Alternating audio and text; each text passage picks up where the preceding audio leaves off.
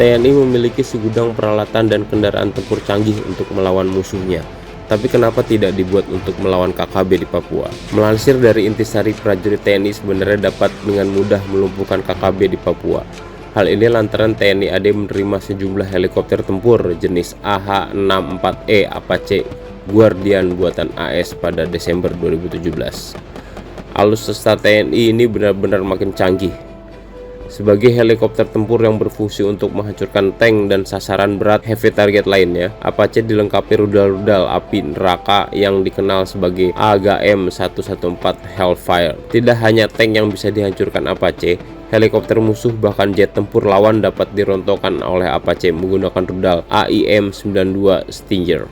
Sedangkan untuk menghantam sasaran berupa sekelompok pasukan gerilya bersenjata, Apache juga bisa melumpuhkan gerilya atau KKB menggunakan senapan mesin Gatling M230 chain gun.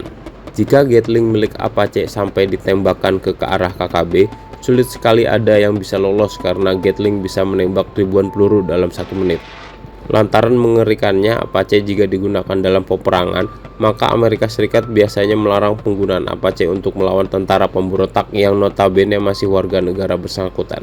Jika larangan Amerika Serikat dalam MOU negara pembelian Apache sampai dilanggar, maka akan segera diterapkan embargo senjata, khususnya penghentian penyediaan suku cadang dan persenjataan Apache. Biasanya negara pengguna heli Apache oleh Amerika Serikat hanya diizinkan memakai Apache dalam peperangan melawan negara-negara bukan sekutu Amerika Serikat. Maka, jika TNI AD tidak pernah sama sekali menggunakan Apache, misalnya hanya untuk sekedar menakut-nakuti KKB seperti yang ada di Papua karena memang terkait dengan larangan Amerika Serikat itu. Lagi pula, TNI juga memiliki aturan sendiri untuk menggunakan alutsista canggihnya, dan bukan asal memberangkatkan piranti tempurnya ke daerah konflik.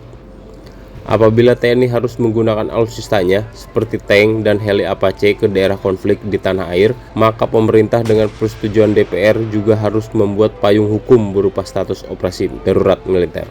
Tujuannya adalah agar operasi militer TNI legal dan sesuai koridor HAM. Jadi selama pemerintah menjeniskan bahwa orang-orang bersenjata yang berusaha merongrong keamanan Republik Indonesia hanya disebut sebagai KKB, maka yang diturunkan juga hanya pasukan Polri yang di-backup oleh sejumlah pasukan TNI.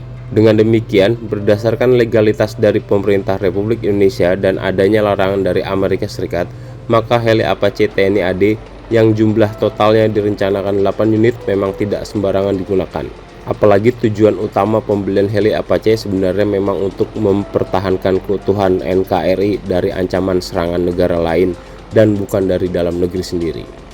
Di sisi taktik dan strategi militer, jika terjadi peperangan, heli-heli Apache akan menjadi pelindung efektif bagi tank-tank Leopard TNI sekaligus penghancur bagi tank-tank lawan. Selain itu, dalam situasi damai, heli-heli Apache juga berfungsi sebagai alutsista untuk menjaga ruang udara RI. Jika ruang udara RI aman, maka warga Indonesia pun otomatis terjamin kesejahteraan serta keamanannya.